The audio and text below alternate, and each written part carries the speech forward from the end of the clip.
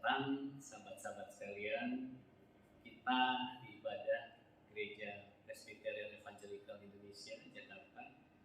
Kita sekarang masuk di Minggu Prapaskah keempat ya, tahun 2024. Mazmur 137 ayat 1 sampai 6. Di tepi sungai-sungai Babel, di sanalah kita duduk sambil menangis apabila kita mengingat Sion. Pada pohon-pohon gandarusa di tempat itu kita menggantungkan kecapi kita, sebab di sanalah orang-orang yang menawan kita meminta kita memperdengarkan nyanyian, dan orang-orang yang menyiksa kita meminta nyanyian sukacita. Nyanyikanlah bagi kami nyanyian dari Sion. Bagaimanakah kita menyanyikan nyanyian Tuhan di negeri asing? Jika aku melupakan engkau, hai Yerusalem, biarlah menjadi kering tangan kanan.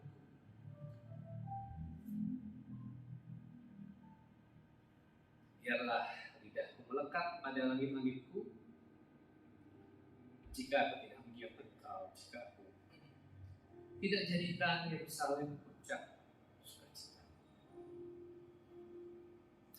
Mari saya ajak kita bangkit berdiri. Kita nyanyikan satu lagu yang lawas dan sukacita.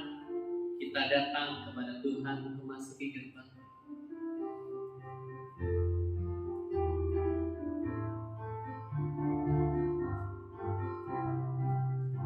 Memasuki gerbangnya dengan hati bersyukur, halamannya dengan pujian. Kataku hari ini harinya Tuhan, ku bersuka sebab Dia hiraukanku. Dia hiraukanku, oh Dia hiraukanku, ku bersuka sebab Dia hiraukanku. Dia hiraukanku, oh Dia hiraukanku, ku bersuka sebab Dia hiraukanku. Memasuki gerbangnya dengan hati bersyukur, halamannya dengan pujian. Kataku hari ini harinya Tuhan, ku bersuka sebab Dia hiraukanku. Dia hiraukanku, oh Dia hiraukanku, ku bersuka sebab Dia hiraukanku. Dia hiraukanku, oh Dia hiraukanku, ku bersuka sebab Dia hiraukanku. Ku bersuka sebab Dia hiraukanku, ku bersuka sebab Dia hiraukanku. Mari kita berdoa. Ya Allah, kami bersyukur karena Engkau Allah yang memiliki kehidupan kami. Engkau Allah yang menciptakan seluruh jagat raya. Engkau Allah yang mengetahui setiap detail hidup kami. Segala yang terjadi, biarlah terjadi. Dan segala yang sudah dan sedang dan akan terjadi, kami tahu kami tidak jauh dari Engkau. Hidup kami tidak tersembunyi bagi-Mu. Dan karena itulah kami bersukacita. Bersukacita dalam segala situasi. Bersukacita di dalam situasi sulit, di dalam situasi senang, di dalam segala hal. Kami bersukacita. Bukan karena kami hebat, kuat, dan mampu, tapi karena Engkau sumber sukacita.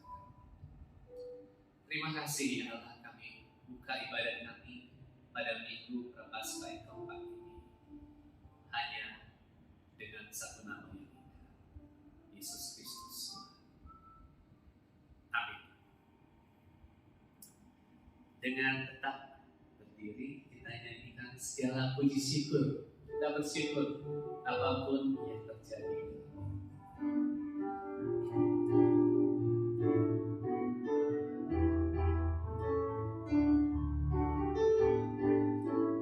Segala puji syukur hanya bagi-Mu Tuhan, sebab Kau yang layak dipuja. Kami mau bersorak, tinggikan nama-Mu. Haleluya. Sekali lagi, segala puji syukur hanya bagi-Mu Tuhan, sebab Kau yang layak dipuja. Kami mau bersorak, tinggikan nama-Mu. Haleluya.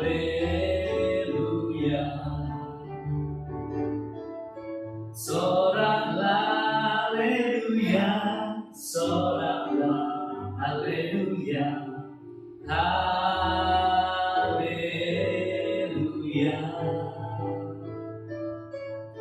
Soraklah haleluya, soraklah haleluya, haleluya.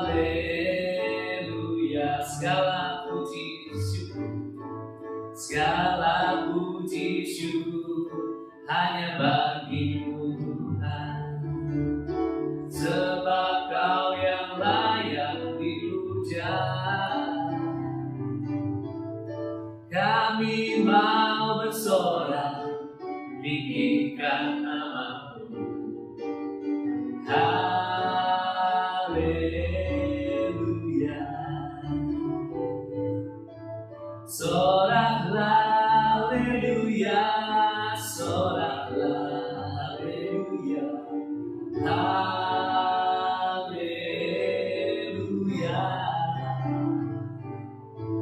Soraklah haleluya, soraklah haleluya, haleluya,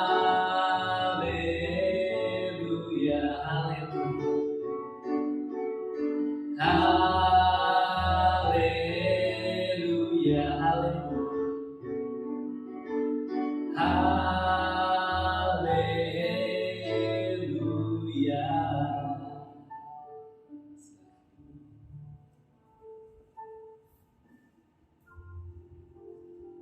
2 Tawarik 36 ayat 14 sampai 17, 19 sampai 23. Juga semua pemimpin di antara para imam dan rakyat berkali-kali berubah setia dengan mengikuti segala kekejian bangsa-bangsa lain.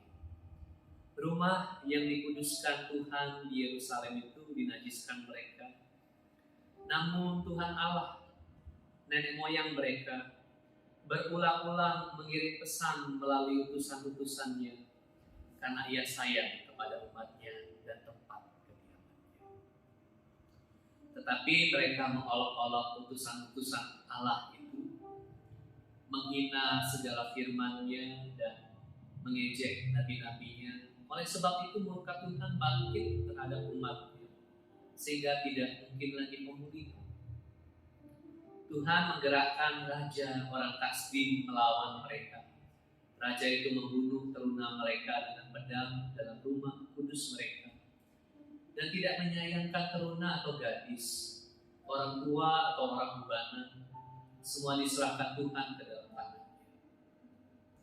Mereka membakar rumah Allah, merobohkan tembok Yerusalem, dan membakar segala puri dalam kota itu dengan api, sehingga musnahlah segala perabotannya yang indah-indah.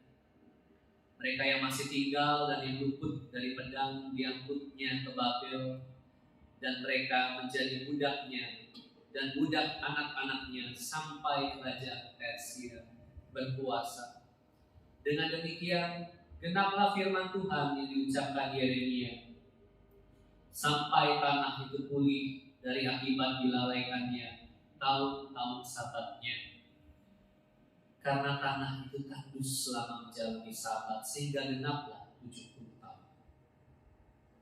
Pada tahun pertama zaman Kores, Raja Persia, Tuhan menggerakkan hati Kores, Raja Persia itu, untuk menggenapkan firman yang diucapkan oleh Yeremia, sehingga disiarkan di seluruh kerajaan Kores secara lisan dan tulisan pengumuman ini.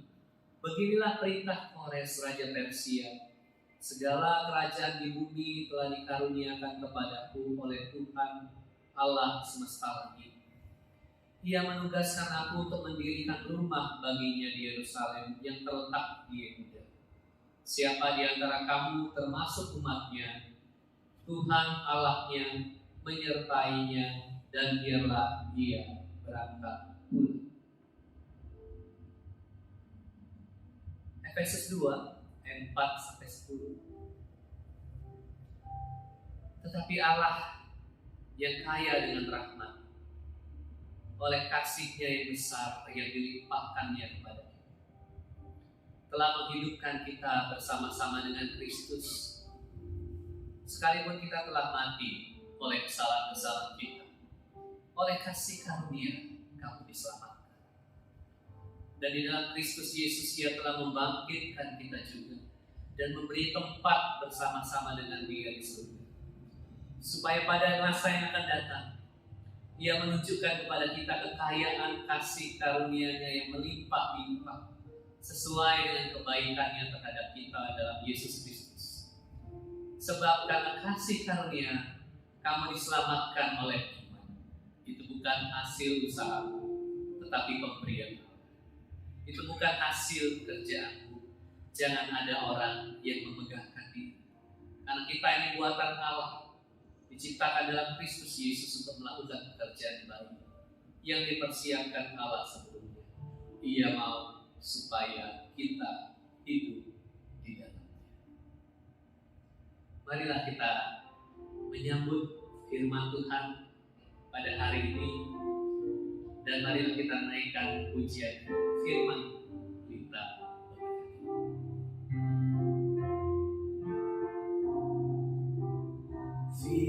Firman-Mu kita bagi kakiku, terang bagi jalanku. Firman-Mu kita bagi kakiku, terang bagi jalanku.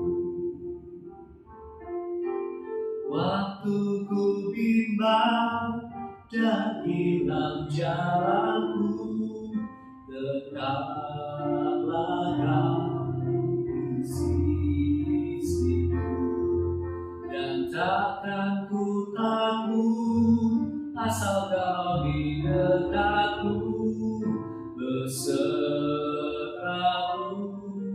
selamanya.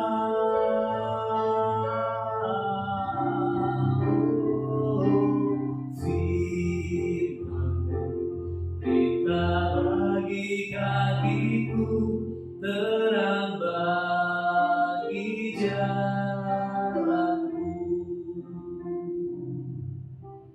Firman-Mu kita bagi kakiku, terang bagi jalanku.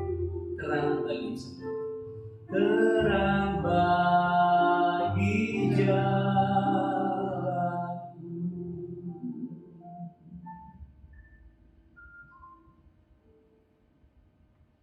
Mari berdoa.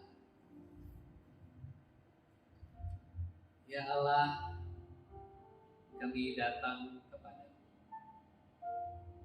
Bukalah hati kami, pikiran kami, seluruh kehidupan kami terbuka di hadapan, dan biar kiranya Roh Kudus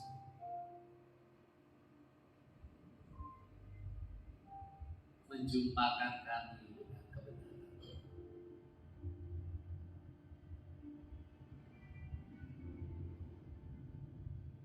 menjumpakan kami dengan kekuatan kuasa.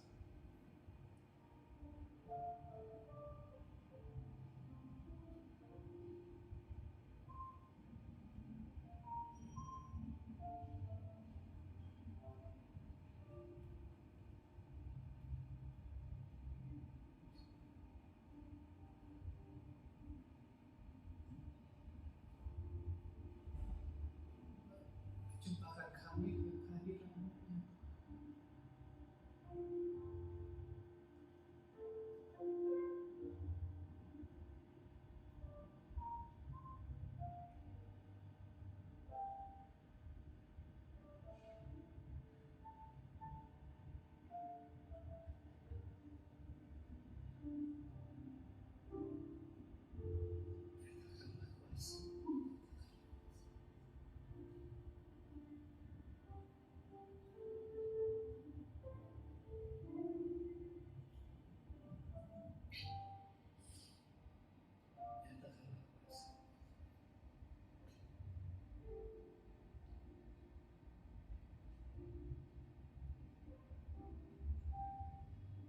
Beri kami hati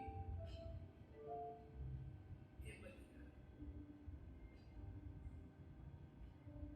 Kami sambut firman-Mu yang mulia, berharga. Demi Kristus kami berdoa. Amin.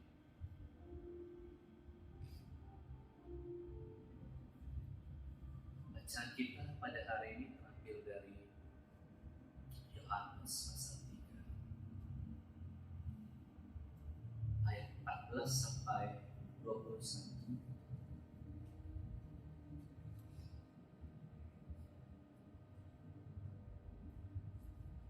Kita baca bergantian. Ayat 14 saya mulai. Sama seperti Musa meninggikan ular di padang gurun, demikian juga anak manusia harus ditinggikan.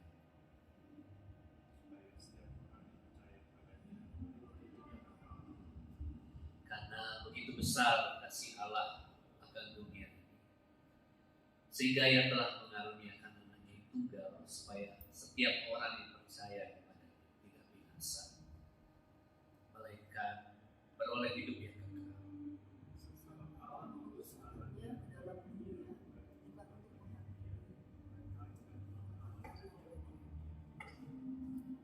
Siapa yang percaya kepadanya, ia tidak akan dihukum. Siapa yang tidak percaya, ia telah berada di bawah hukuman. Sebab ia tidak percaya dalam nama Anak Tunggal Allah.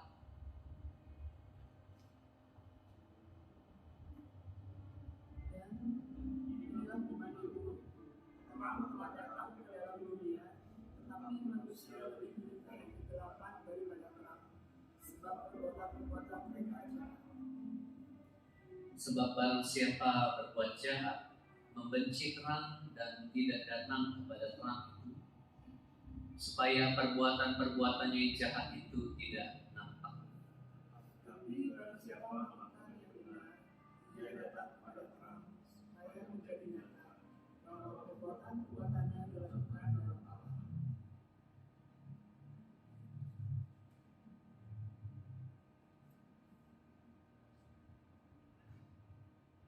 Ya, saya membaca dari terjemahan baru 2 ya.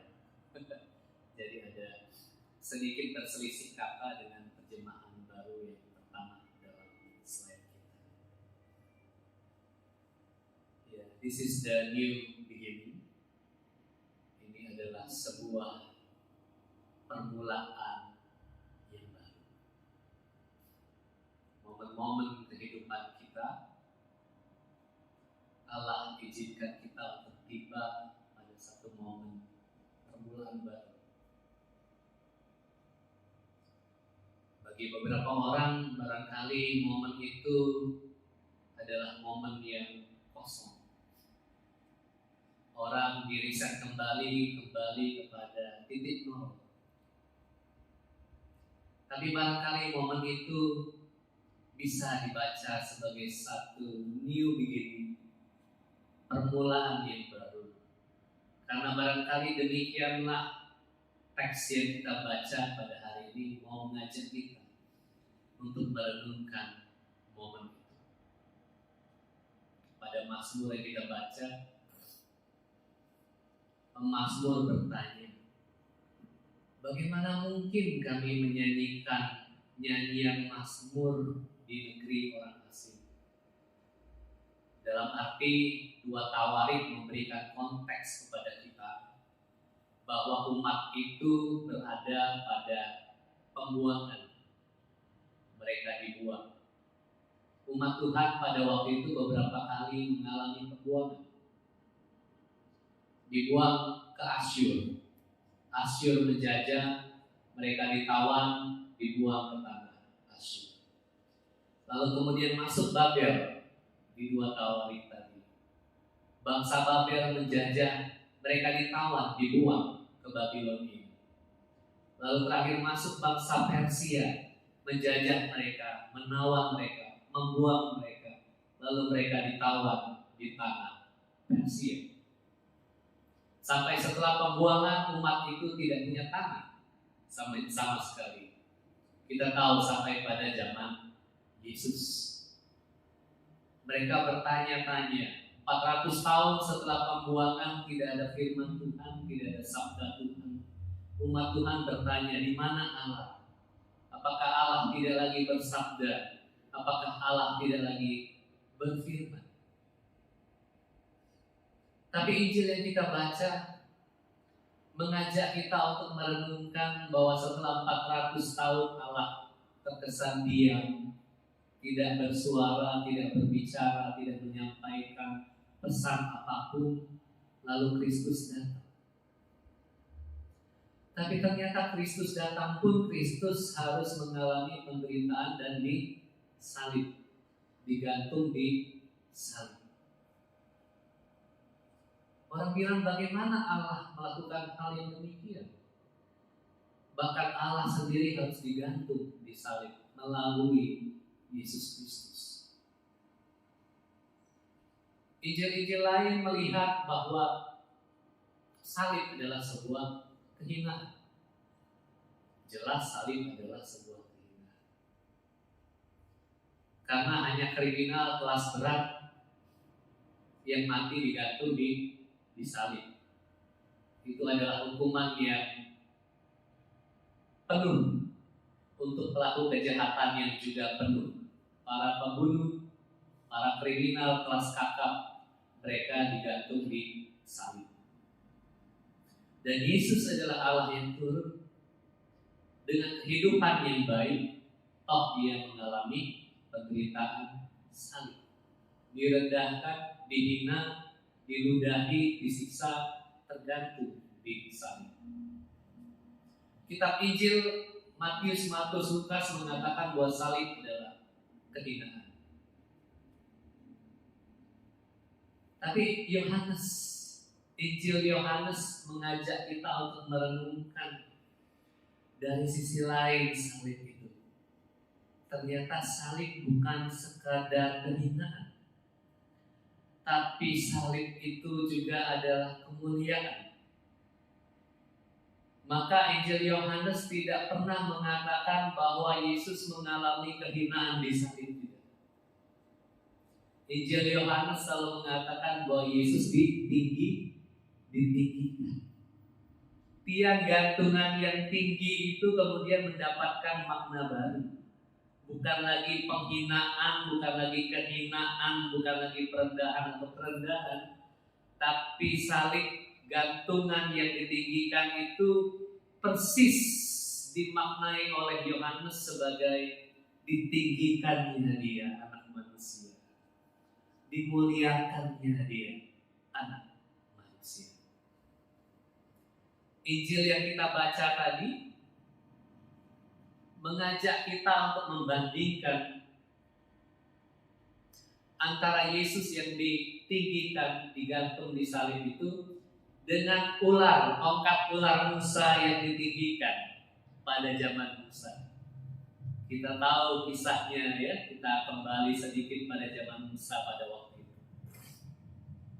ketika mereka bertingkah pola yang mengecewakan Allah, lalu Allah menyentil mereka, lalu mereka mengalami kutuk, ya, sakit dan sebagainya, ada yang mati dan sebagainya.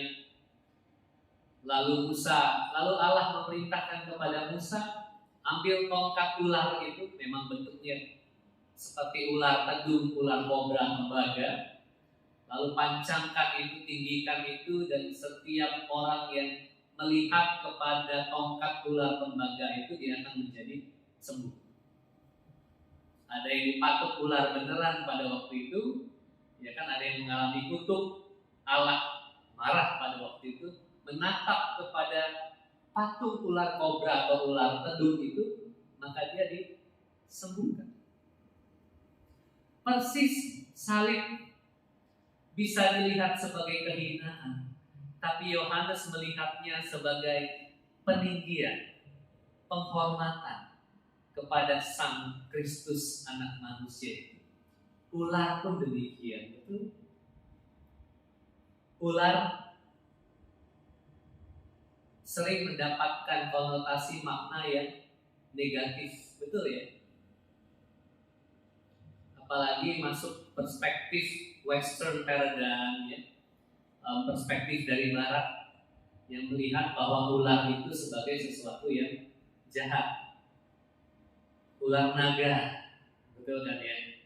Kalau orang Tionghoa kan melihat ular naga itu sesuatu yang mulia, betul kan? Bukan sesuatu yang jahat. Tapi perspektif orang Barat beda kan? Ular naga itu sebagai simbolisasi dari iblis yang mengeluarkan api, yang menyeramkan dan mencaplok. Agak berbeda dengan perspektif timur. Ular selalu enigmatik, ya, dipahami secara berbeda-beda dan tidak pernah menjadi sepenuhnya total maknanya. Yesus mengatakan, cerdiklah seperti ular dan tulus seperti merpati. Yesus tidak mengatakan bahwa ular itu jahat dalam perumpamaan itu, ya. Dalam pepatah itu Yesus mau mengatakan kita perlu menjadi cerdik dalam segala hal. Jangan merpatinya kebanyakan, gitu. Harus balance antara kepolosan, ketulusan, dan kecerdikan. Karena kalau kita terlalu polos, kita dipermainkan orang, kan? Tapi kalau dalam kepolosan kita menjadi rasional, kita cerdik, kita tahu bahwa kita sedang ditipu. Barangkali begitu. Kepolosan, ketulusan, dan kecerdikan itu sesuatu yang saling menyatu. Tapi kalau kecerdikannya mendominasi segala-galanya sehingga luntur kepolosannya, yang terjadi adalah kelicikan. Beda ya, cerdik dan licik. Cerdik itu bagus.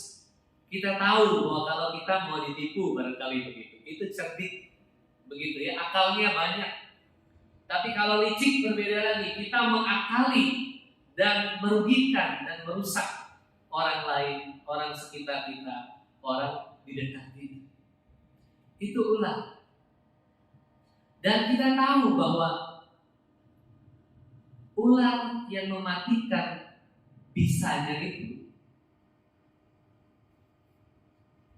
juga punya potensi menyembuhkan. Betul? Punya potensi menyembuhkan. Maka orang pakar medis, ya, pakar apa sebutnya? Pakar racun gitu ya. Mereka menciptakan antibisa dengan bisa. Bisa ular. Kenapa kalau kita simak ya, nonton di YouTube, orang-orang ada yang pakar mengeluarkan bisa itu, dimasukkan ke dalam wadah khusus, tabung khusus, karena itu mau diolah kembali menjadi anti bisa. Kalau kita dipatuk oleh ular kobra, kita punya anti bisa yang sebetulnya anti bisa itu berasal dari bisa ular kobra itu. Maka anti bisa itu bermacam-macam. Anti bisa ular kobra harus menggunakan bisa ular kobra. Anti bisa ular derik harus menggunakan bisa ular derik. Dan tipenya dan variasinya berbeda-beda.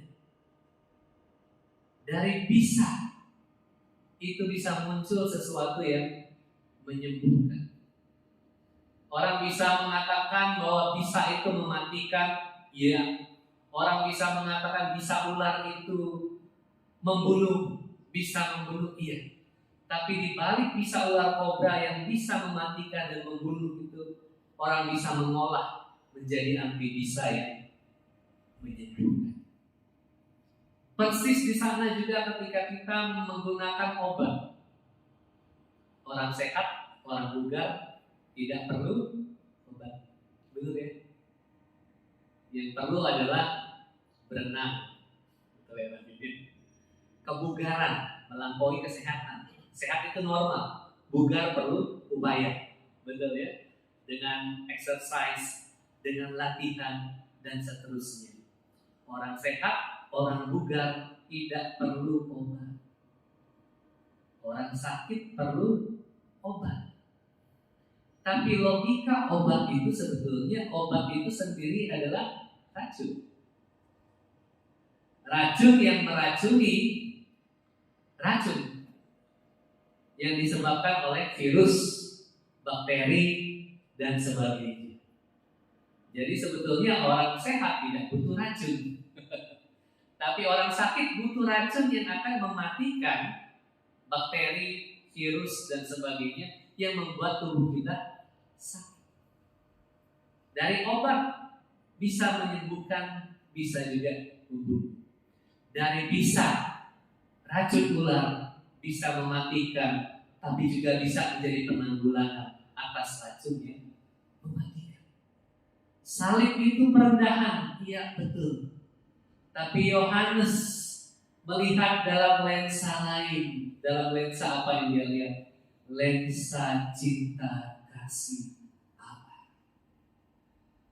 Karena begitu besar kasih Allah akan dunia ini, sehingga dia memberikan anaknya yang tunggal. Lensa kasih itu tidak melihat salib itu lagi sebagai semata-mata kehidupan.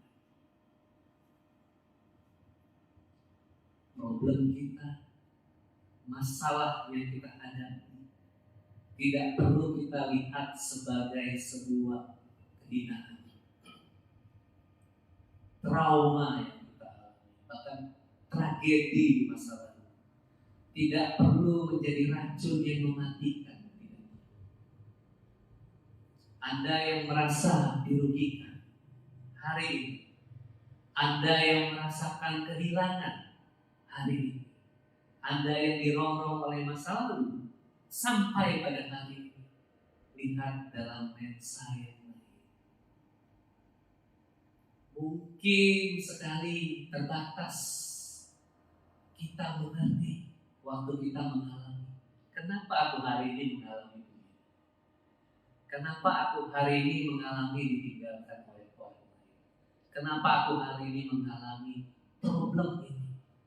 Yang orang lain mungkin belum tentu alami sespesifik apa yang aku alami. Mungkin demikian. Tapi lihatlah dari perspektif kasih itu, bahwa ada sesuatu barangkali ketika kita mengalami itu, kita tentu tidak bisa memaknainya secara betul-betul jelas dan sempurna ketika kita masuk ke dalam pengalaman. Pasti sulit bagi saya untuk memaknai dengan sempurna ketika ibu saya dipanggil Tuhan. Sulit bagi saya. Sulit bagi saya untuk memahami secara sempurna ketika saya menemukan bahwa ayah saya tidak ada lagi. Ketika saya kelas 2 SMP, dia meninggal, saya sedang hidup di rumah teman. Saya hanya menemukan besok dan seterusnya, saya sudah tidak berinteraksi, tidak ngobrol dengan ayah saya. Saya sulit mengatakan dengan persis bahwa ada rencana yang indah di balik dipanggilnya saudari saya, cici saya, kakak terdekat saya setelah melahirkan kendaraan. Dia dipanggil Tuhan. Saya mengalami hal-hal yang demikian pada saat saya mengalami sulit bagi saya. Mungkin saya akan mengatakan, ini racun, ini pedih, ini sakit, ini sesuatu yang seharusnya tidak dialami. Tapi ketika kita membiarkan diri kita mengalami itu dalam proses dengan iman yang barangkali seadanya, Tuhan aku tidak ngerti, Tuhan aku tidak tahu.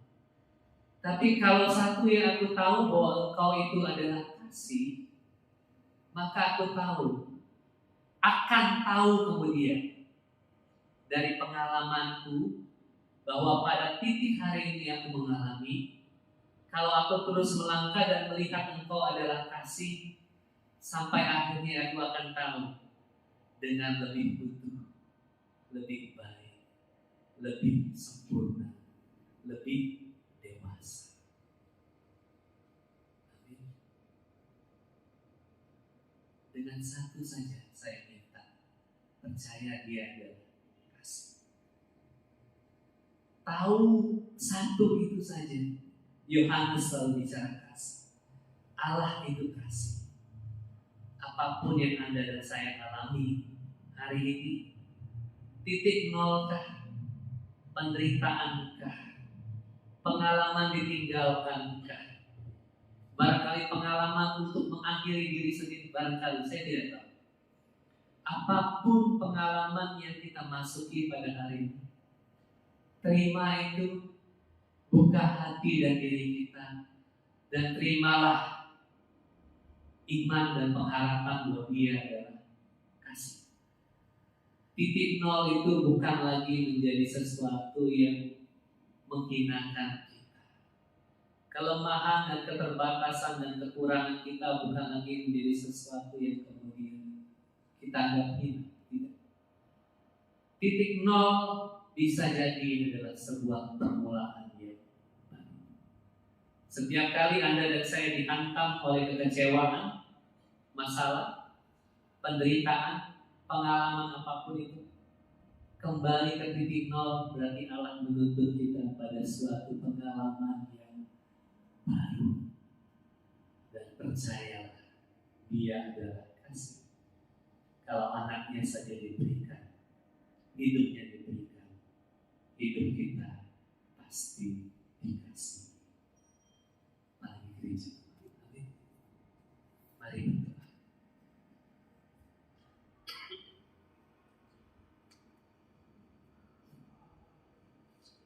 Sungguh kami bersyukur karena kami dilayakkan untuk memanggil Engkau Bapa. Bukan seperti Bapa di dunia ini yang penuh dengan keterbatasan, tapi Engkau Bapa yang mengasihi setiap kami. Seperti apapun model anak-anakmu ini, Engkau kasihi.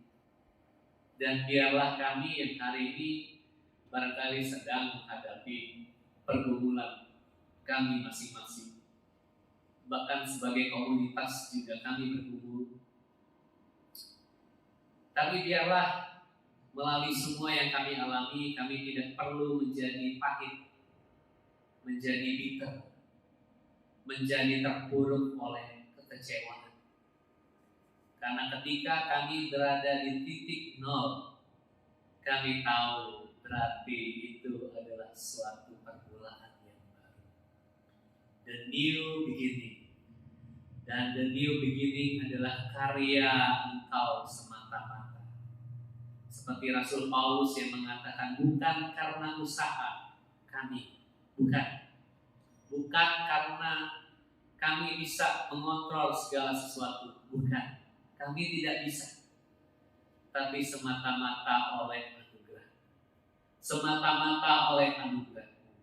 Karena itulah kami mengizinkan apapun yang terjadi dalam hidup kami, biarlah itu terjadi, dan biarlah Engkau dipermuliakan dalam segala sesuatu. Demi Kristus kami berdoa. Amin. Mari kita bangkit berdiri dan bersama dengan gereja Tuhan di segala tempat dan di segala zaman kita mengikrarkan pengakuan iman rasa. Aku percaya kepada Allah, Bapa yang Maha Kuasa, Khalik langit dan bumi, dan kepada Yesus Kristus, anaknya yang tunggal Tuhan kita, yang dikandung dari Roh Kudus, lahir dari anak darah Maria, yang menderita sengsara di bawah pemerintahan Pontius Pilatus, disalibkan, mati dan dikuburkan, turun ke dalam kerajaan.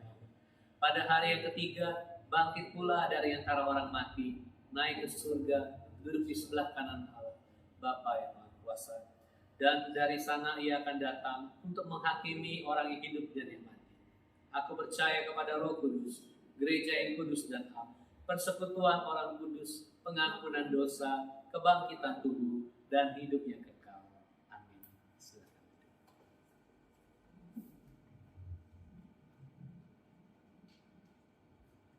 Kita akan mempersiapkan persembahan kita. Nanti bisa langsung ke kotak persembahan kita. Marilah kita nyanyikan lagu sederhana, lagu singkat ini, Aku Diberkati sepanjang hidup ini.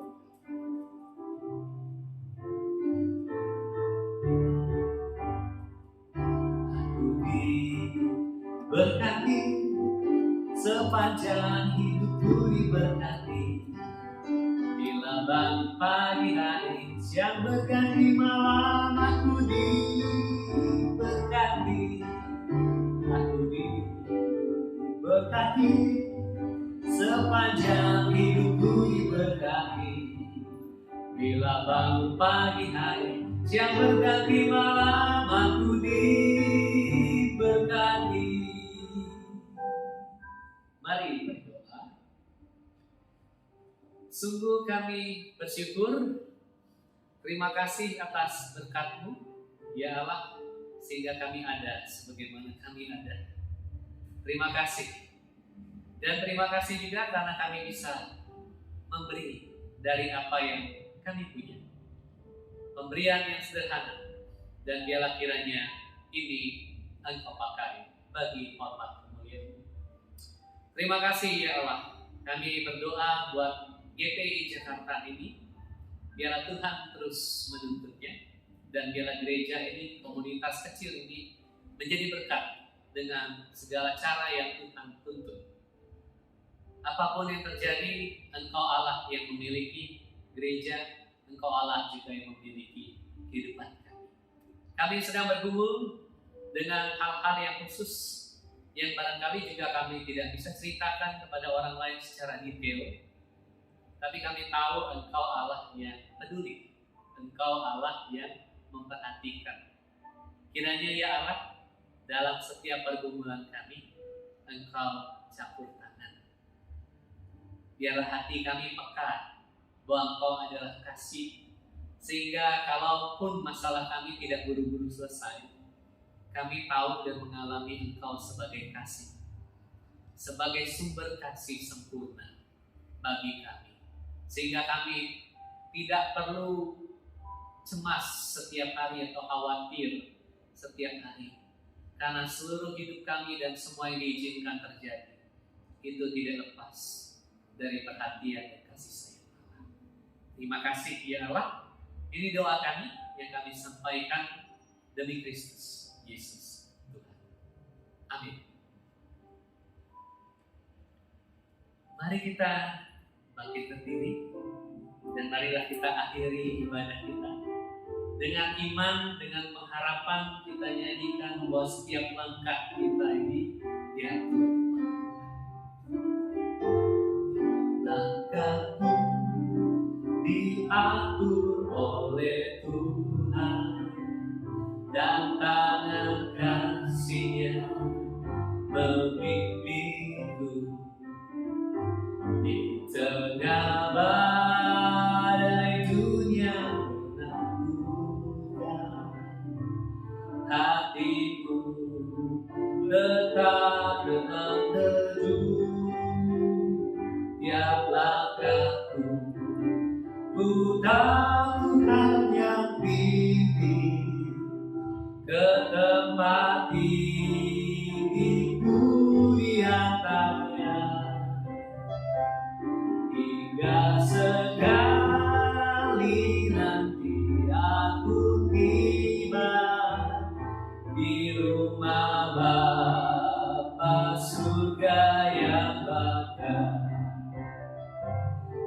Langkahku diatur oleh Tuhan, dan tangan kasih-Nya memimpinku.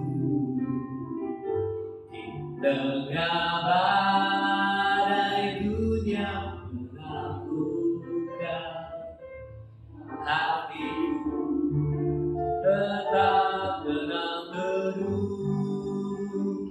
Tiap langkahku ku tahu Tuhan yang pimpin ke tempat tinggiku di antaranya, hingga sekali nanti aku tiba di rumah Bapa surga yang bangga. Di rumah Bapa surga yang bangga.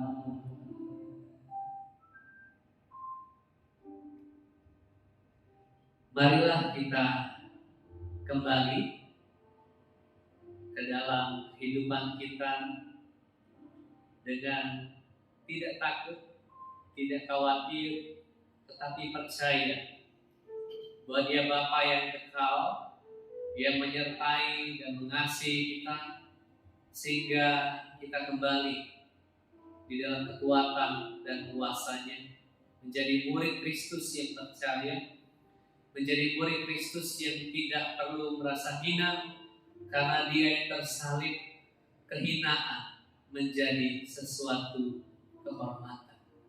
Penderitaanmu, masalahmu, bukan untuk mengakhirimu, bukan untuk memalukan, tetapi bersama dengannya engkau akan melangkah pada permulaan-permulaan baru ke tanah yang Tuhan janji. Karena itu terimalah berkat dari Allah, terimalah kasih sayang dari Kristus Yesus yang memberi diri, dan persekutuan yang intim dan akrab dengan Roh Kudus menyertai kita sepanjang zaman dalam kabarnya sampai